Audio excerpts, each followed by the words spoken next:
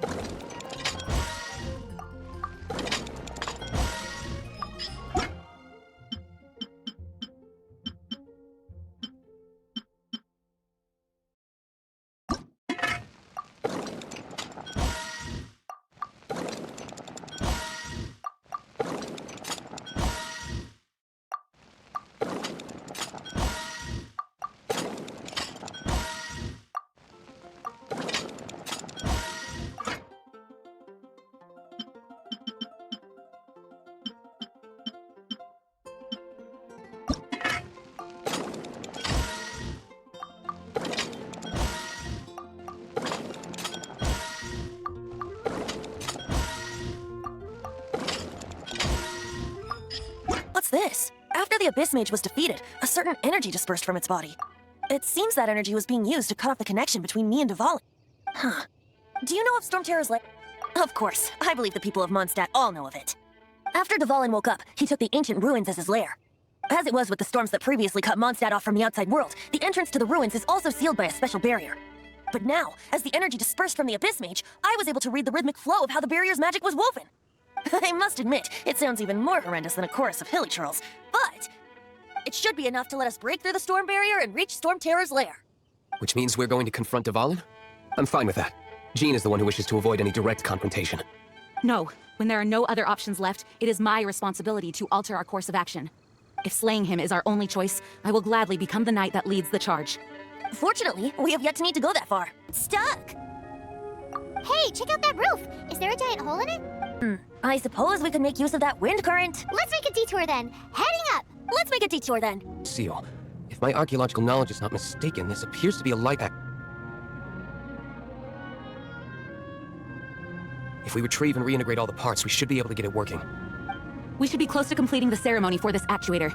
Let's put the last part back and see.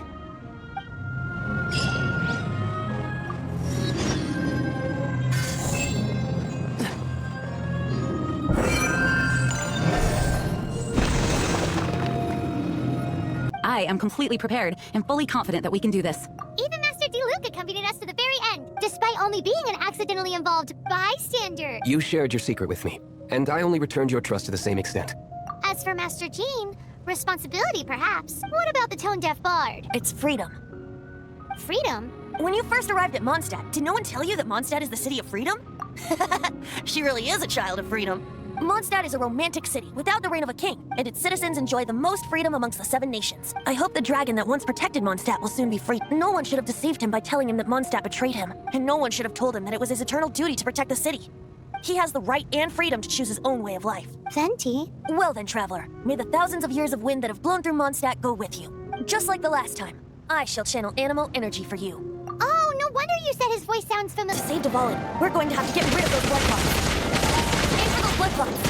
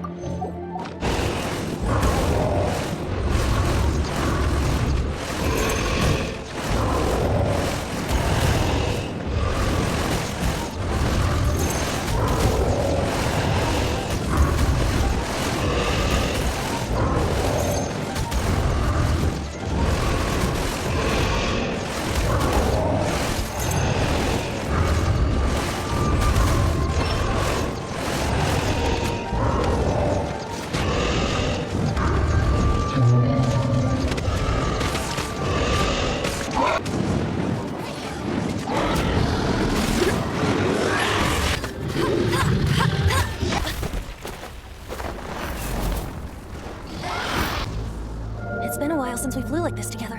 How, Dvalin? Just now. Why? Why did you not ask me to protect you like the last time? Me not wanting you to listen to the Abyss Order doesn't mean that you have to listen to me. Freedom, if demanded of you by an Archon, is really no freedom at all. Is this the power of the Animal Archon?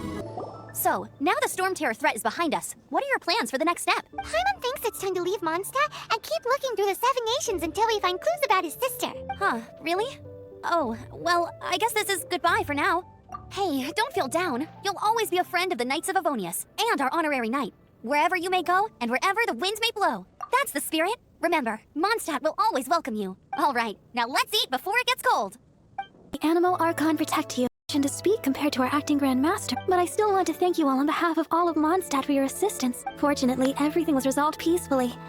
I can't imagine how an all-out war between the military and the dragon would have ended. Now the Fatui have no choice but to keep their mouths shut. They must be annoyed that things didn't turn out as planned for them. This time, they even lost their best excuse to pressure the Knights of Favonius. Diplomatically speaking, they gained nothing, and on the contrary, simply proved just how vexatious they can be. Sounds like quite the story. So, did you bring the Holy Lyre with you? We cannot ask you to keep defending the lyre forever. The Seneschal has been pressing me for a while now. We, did bring it with us. It's a little, The Holy Lyre! Oh, Barbados! Even if I atone for these sins for the rest of my life, it would still not be enough! Oh, give it here.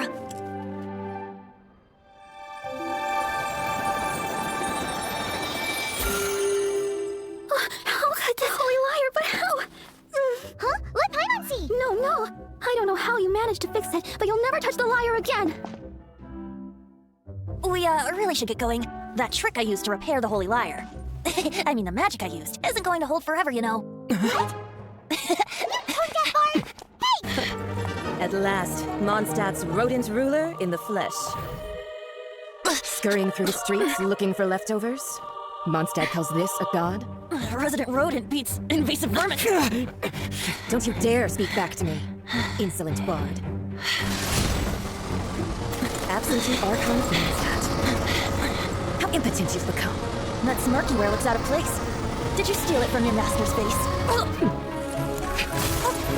Should have held your tongue.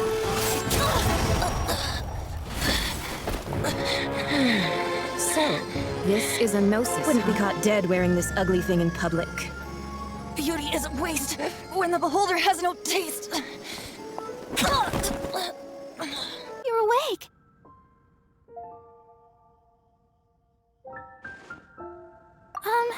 I wouldn't say he's alright, exactly. I found you lying unconscious outside the cathedral and used my elemental powers to heal you. That bard awakened first, but strangely, my healing powers had almost no effect on him.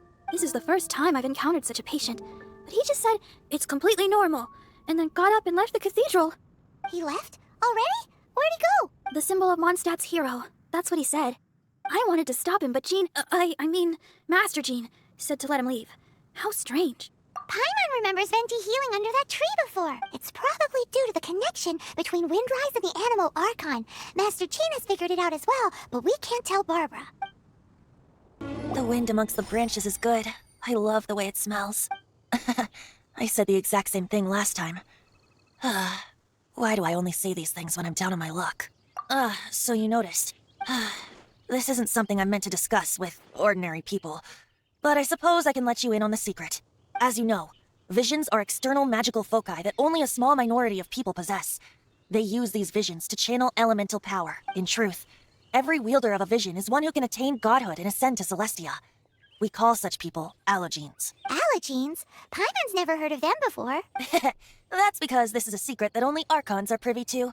We don't need primitive tools like visions. Instead, each Archon has an internal magical focus that resonates directly with Celestia itself, known as a gnosis. It's just a glowing glass ball I carry around to avoid suspicion. So who was that nasty woman who sent Paimon flying and stole your gnosis? Her name is Signora, number 8 of the Harbingers. She and the rest of the Harbingers have been given godlike executive authority by the Tsaritsa of Snezhnaya, and with it, strength surpassing that of other mortals. The Tsaritsa of Snezhnaya?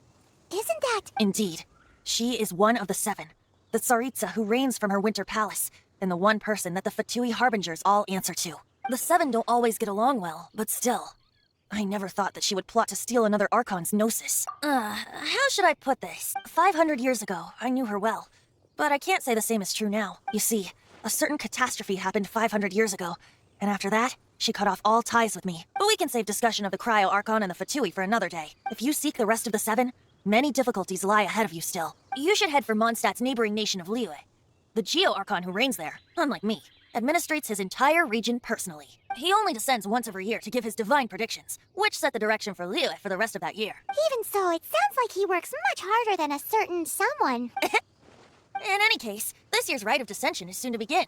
If you miss it, you'll just have to wait another year. What? Oh, why didn't you tell us before? Well, then bye! We're going! One moment, Windborn Outlander. Yep, Traveler.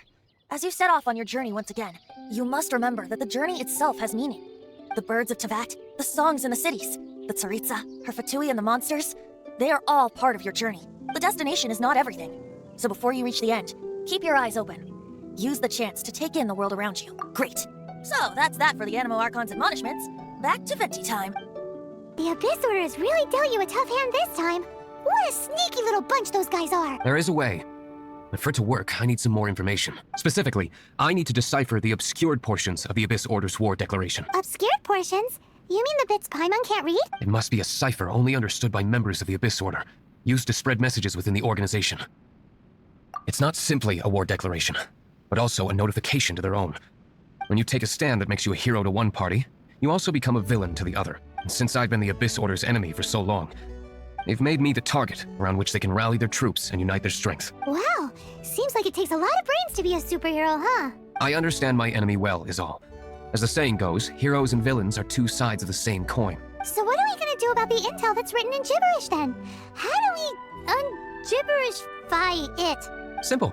When you don't understand something, you ask. I've already tracked down one of their strongholds. Greetings, Mr. Hoffman of the Knights of Favonius. To what do I owe the pleasure at this hour? Oh, nothing. I'm merely procrastinating. I thought I might indulge myself with a beverage or two. Your first time in Liyue? Actually, it's my first time to see the Rite of Descension, too. Ah, look, that's Miss Ningguang of the Liu Xixing. Only those who have control in Liyue can preside over the Rite of Descension.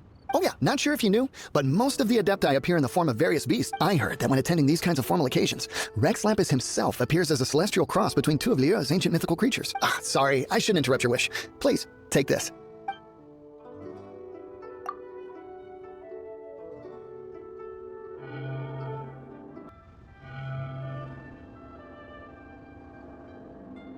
Great! Now that we're all done with the wishing, who knows how long that Miss Ningguang lady is gonna take?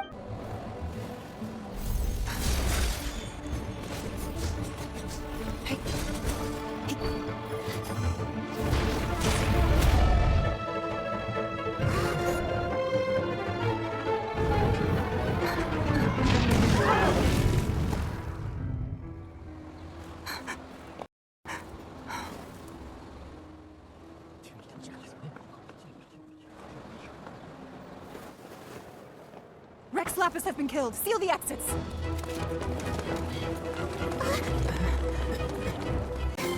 They're here! Arrest them!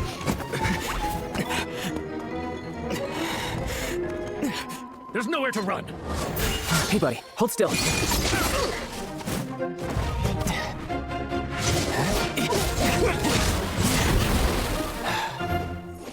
Stop! Stop! Come with me. Knightly nobility. I heard of your deeds in Mondstadt, so I couldn't help but notice you during the proceedings back there. And because I had my eye on you the whole time, I know it wasn't you. Someone else was clearly behind it. But, regrettably, given I'm a Fatui envoy from Snezhnaya, there's no way I'd be trusted after something of this magnitude. The ruling Qixing of Liyue has always been overly suspicious of us. Well, can you honestly blame them? Guess I shouldn't try to deny that. Okay, sure. Maintaining a distance between strangers is probably a good idea. Either way, I'm already used to it at this stage. But right now, if you want to clear yourselves of any suspicion, you need to get yourselves to Northland Bank. Staying here isn't an option. As the old Liyue saying goes, the walls have ears. Of crude response is beyond what is called for. How suspicious. Or to hide something else. Even now, the Northland Bank wouldn't be able to hold the Millilith off for long. But the Adepti can clear you of any wrongdoing. Liyue was founded by the Geo-Archon and the Adepti. Of course, it was built by force. Look for them, and be faster than the Qixing's messengers, so you may give your version of events first. If there's anyone that can help you in Liyue now, it can only be the mighty and illuminated Adepti. Preposterous! The Liyue Qixing. Utterly disappointing. How could someone possibly assassinate Rex Lapis during the rite of dissension, and then place suspicion upon the attendee? Traveler, of the unjust accusations placed upon you, one has become aware. The mind knows its answer. Though one must consult with one's fellows, lest the mind be misguided. Go, take your sigil of permission. Carry with you a message. Mountain Shaper and Cloud Retainer can be found here. Only fate will decide if you shall find them. Only fate. There exists a conqueror of demons, a guardian Yaksha. Go to Wangshu Inn. There you shall seek him. A sigil of permission. One was unaware that such things still exist in the beginning, Rex Lapis cast them for the mortals with his own hand. Few were made then, and thousands of years on, fewer still remain. Speak. One shall listen to the matter which brings you here. Then one shall verify the truth thereof. You would be wise to speak the truth. For Liyue is not so far from here that one would be easily deceived. Rex Lapis, assassinated? At the rite of dissension? What mortal in Liyue, nay in all the world, would conspire to commit such foul treason? Or perhaps the more pertinent question is, what power in this world could aspire to achieve it? Rex Lapis charged the Adepti with the protection of Liyue, and we have always honored this duty. As the people have prospered, so have we gradually withdrawn into the mountains. Indeed, this was a gesture of goodwill towards humanity. But now, alas, Rex Lapis, gone. Traveler, of the matter you have relayed, one has become aware.